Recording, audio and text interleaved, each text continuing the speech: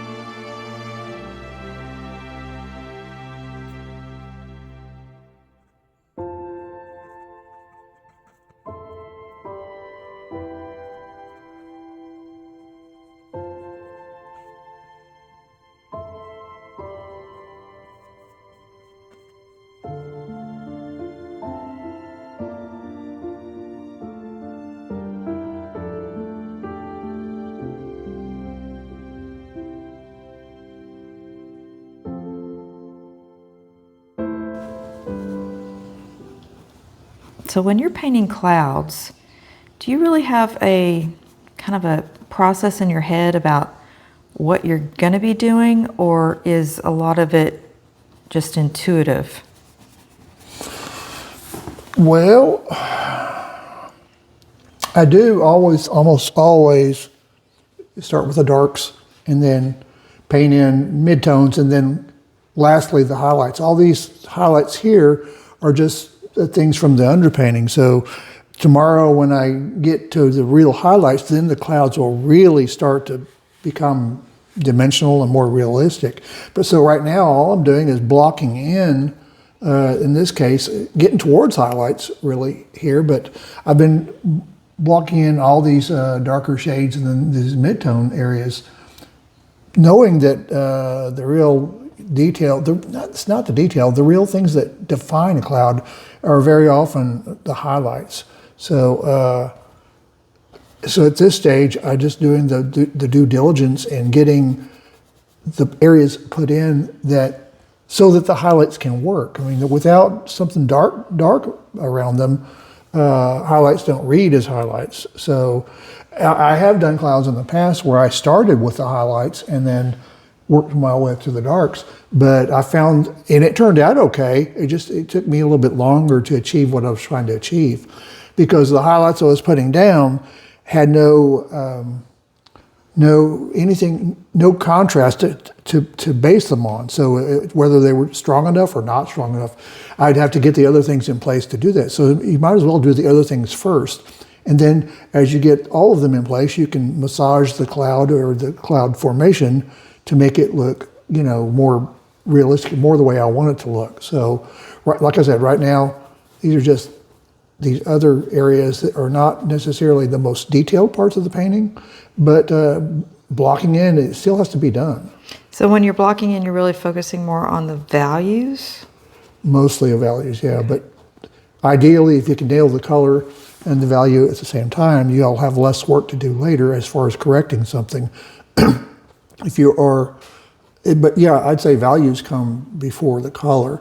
But on clouds, like I said, it's good if you can get the color down, and so that you have very little adjusting to do later.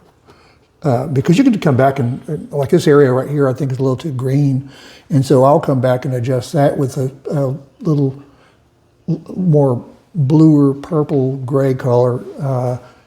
But like I said, until things are all in place, you don't exactly know the end result, what needs to be done. So you just do the best you can and slowly build it up until it starts coming together. And then even then you may go, okay, I'm gonna leave this alone and then go to the landscape. Because every time you get away from your art, you're gonna see it with new eyes, and you'll see more quickly what needs to be done. So that's the way I do it, at least. So A lot of little decisions to be made every time you pick up a paintbrush, huh? yeah, and the more experience you have, I guess you don't think about it. When I'm teaching, I have to verbalize it, and so it kind of slows you down a little bit. Whereas if I'm just painting on my own, I'll paint a lot faster. So I'm not having to explain it. I'm just intuitively doing what I think should be done, and other areas you might have to. If you're, like I said, you're teaching, you're having to talk about it, and it's not just telling the student what you're doing. You have to tell them why you're doing it, and sometimes the decision's not right. Sometimes you'll say, well, that didn't work out very well. Now let me do this, and or that you get to the certain part of the painting and you have to make adjustments. Then you make adjustments, and that's, to me, that's part of painting. You are exploring the process as you go, but it does take some patience, and you have to enjoy it. I mean, I enjoy painting a cloud, and they're not all the same. So to see variations of color in certain areas are really, to me, very interesting. And when you paint that, and then later on there's going to be water down here, so it'll be reflected from the cloud, and that's another whole ball of wax you have to conquer. But anyway, that's what I do. That's looking good.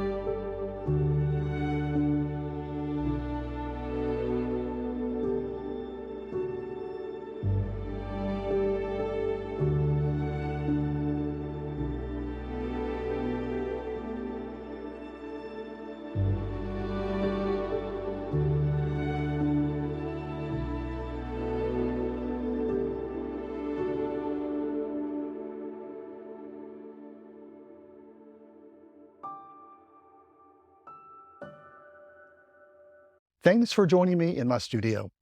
If you enjoyed this video, you'll also probably enjoy watching the videos I've linked on the screen. Be sure to click subscribe so you don't miss any future videos. If you're ready for more in-depth lessons, consider enrolling on one of my online courses where I teach classical painting techniques for landscape painters. You can find all of my classes at laynejohnson.com or click on the link in the description below.